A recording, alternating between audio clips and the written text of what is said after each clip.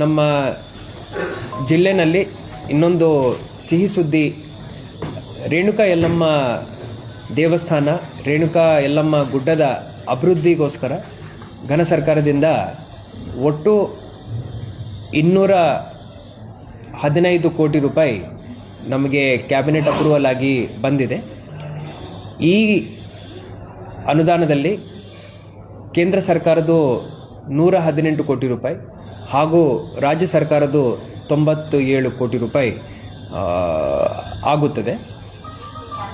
ಇದರಲ್ಲಿ ನಾವು 8,000 ಜನರಿಗೆ ಭಕ್ತಾದಿಗಳಿಗೆ ಅಕಾಮಿಡೇಟ್ ಮಾಡೋ ರೀತಿಯಲ್ಲಿ ಒಂದು ಕ್ಯೂ ಕಾಂಪ್ಲೆಕ್ಸ್, ಜೊತೆಯಲ್ಲಿ 4,000 ಭಕ್ತಾದಿಗಳು ಒಮ್ಮೆ ಊಟ ಸ್ವೀಕಾರ ಮಾಡಲಿಕ್ಕೆ ಅನ್ನದಾಸೋಹ ಭವನ, ಪಾರ್ಕಿಂಗ್ ಏರಿಯಾ ಡೆವಲಪ್ಮೆಂಟ್, ಪಾರ್ಕಿಂಗ್ ಏರಿಯಾಗಳಲ್ಲಿ ಯಾರ್ಯಾರು ಚಕ್ಡಿ ಗಾಡಿಗಳಲ್ಲಿ ಬರ್ತಾರೆ ಆ ದನಗಳಿಗೆ ಮೇವು ದಾಸೋಹ ಹಾಗೂ 25 ಗೌರವ ಘಟಕ ಟಾಯ್ಲೆಟ್ ಕಾಂಪ್ಲೆಕ್ಸಸ್ ನಾವು ಈ ಕೆಲಸಗಳನ್ನು ತಗೊಳ್ತಾ ಇದ್ದೀವಿ.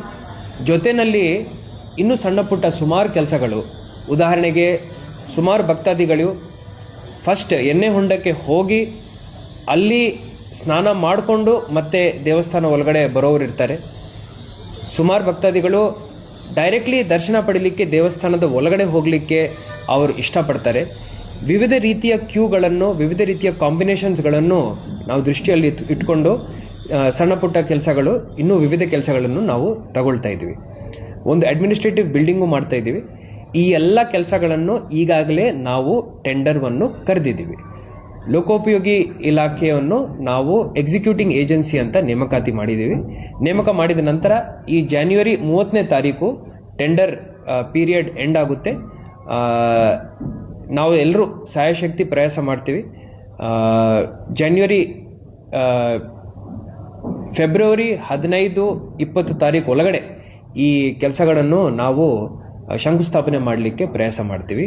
ಇದರಲ್ಲಿ ನಮ್ಮ ಉಸ್ತುವಾರಿ ಸಚಿವರು ಇರ್ಬೋದು, ಪ್ರವಾಸೋದ್ಯಮ ಸಚಿವರು ಎಚ್ ಕೆ ಪಾಟೀಲ್ ಸಾಹೇಬರು ಇರ್ಬೋದು, ಅದೇ ರೀತಿ ಮುಜರಾಯಿ ಸಚಿವರು ರಾಮಲಿಂಗ ರೆಡ್ಡಿ ಸಾಹೇಬರು ಇರ್ಬೋದು, ಎಲ್ಲರೂ ಒಂದಾಗಿ ಈ ಕೆಲಸವನ್ನು ಇಲ್ಲಿ ಅನುಷ್ಠಾನ ಮಾಡಲಿಕ್ಕೆ ನಮ್ಮ ಸವದತ್ತಿ ಶಾಸಕರ ಜೊತೆ ಕೈ ಜೋಡಿಸಿದ್ದಾರೆ. ಸೊ ನಾವೆಲ್ಲರೂ ಈ ಕೆಲಸವನ್ನು 1 ವರ್ಷದ ಒಳಗಡೆ ಮುಕ್ತಾಯ ಮಾಡಲಿಕ್ಕೆ ಪ್ರಯತ್ನ ಮಾಡ್ತೀವಿ. ಧನ್ಯವಾದಗಳು.